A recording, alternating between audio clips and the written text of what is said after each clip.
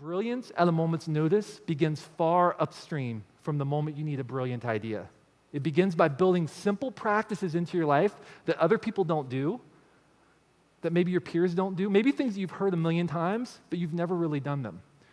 Okay, so even if these sound familiar, I want you to think about how can I build these things into my life so that I'm prepared for the moment when I get pulled off the bench and get put in the game, okay? The first element of creative rhythm is focus. And focus has to do with how we define the problem.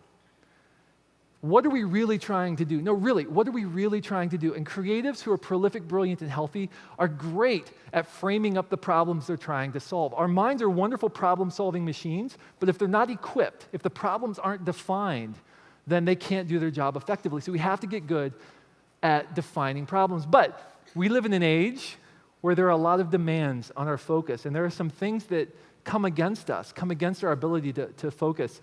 A couple of years ago, my family made a trip to Lake Erie to see the fireworks on the 4th of July, right? So we're getting ready to walk down to the lake, and our middle son, Owen, our 6-year-old, starts screaming bloody murder. I mean, protesting vehemently, like, I'm not going to go. And like a good dad, I said, shut up and get in the wagon, right? So we get him in the wagon. We start walking down to the lake, and as we get closer to the lake, he starts screaming again, starts throwing his hands up, wailing like a crazy person, jumps out of the wagon, and starts running the opposite direction. So I chase him down. I'm exhausted. I put my hands on his shoulders and say, Owen, son, it's okay. The fireworks aren't going to fall on you. It's okay. They're not going to hurt you. And he said, Dad, I'm not worried they're going to fall on me. I'm like, well, then what is it? He said, Dad, fireworks make my feet fuzzy. First, I turned to my wife and said, what have you been feeding my child, right? But they make your feet fuzzy. What are you talking about? And he said, yeah, like at Disney World. And I suddenly had a flashback to the prior year. You see, my family had made a trip to Disney World, and because it was hot that day, Owen spent most of the day riding on my shoulders. So after about 2 or 3 hours of walking around the park on my shoulders, we walk in front of Cinderella's castle. There's a show going on. At the height of the show, at the climax, there's a giant plume of fireworks that goes off. Poof. And in his fireworks-induced startle, Owen suddenly realized that while riding on my shoulders, his legs had fallen asleep, right? So my son had walked around for a year with the assumption that fireworks make his legs immobile, right? So we had a little talk about causation and correlation. I don't think he quite got it.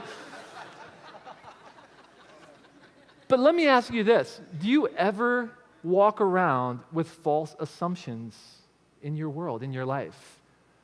Things that maybe somebody told you once upon a time about how that's not possible. Don't do that. Don't try that.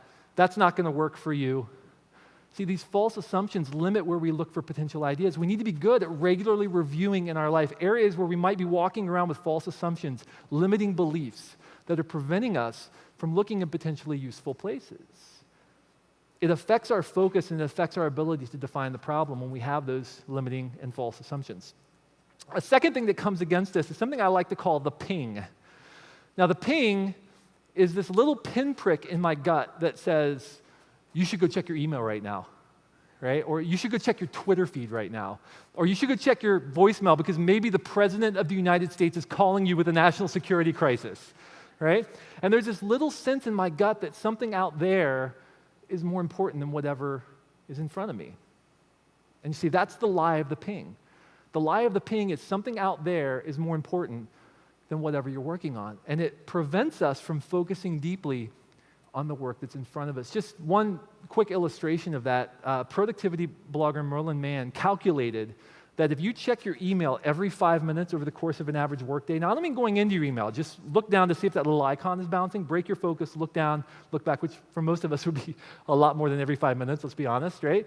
If you do it every 5 minutes, over the course of an average work year, you will check your email 24,000 times. 24,000 times. What do we do other than breathe 24,000 times a year? Well, most of us check our email. Well, I took this a step further and calculated that if every time we do that, let's say it takes you 10 seconds to regain your depth of focus. Now, most experts would say 30 seconds to 2 minutes. Let's say 10 seconds, just to be conservative. Over the course of an average year, you will spend 66.6 hours not doing anything about your email, not going into your email, just checking to see if anything out there is more important than what's in front of you. 66.6 hours. Now, we've done a couple of things. First of all, 666, we have effectively proven that email is evil, right? You're welcome. But the second question is this: how many of you struggle with having enough time to do things that are meaningful to you? Yeah, how many of you struggle with feeling like, I really wish I had more time to focus on projects that would be more expressive of who I am? Yeah, as creatives, we all feel those tensions, and yet we think nothing of giving away our life 10 seconds at a time to the ping. We need to learn to tame the ping if we want to be effective in our creating. So one strategy for focus is to define your work by establishing challenges. Now, a challenge is a person, place, or thing kind of question that really hones you in on what you're trying to do. And most projects have many, many challenges that have to be solved in order to be effective. So you don't just put on a service, right? You don't just design a website, although many of us, when we go into our team meetings, we'll just write like, next weekend's service topic, okay, who has ideas, right? Or, okay, design new website, okay, who's got ideas? I mean, that's typically the way that we approach these things. But if we want to be effective, we need to be more microscopically and laser focused on the real problems we're trying to solve. We need to do that by establishing challenges. So there are questions about, what are we really trying to accomplish? What do we want to communicate? What action do we want people to take after this? That's one example of a challenge, right? What's the look, tone, feel of this project? Who is our target, right? What do we want to really try to accomplish here? We need to get good at defining the work very microscopically and then letting the team know, here are the problems that we're trying to solve. And this applies to every project that you're doing in your life. There are multiple questions that have to be answered in order for you to be effective in what you do with any project. So we need to get good at defining our work by establishing challenges.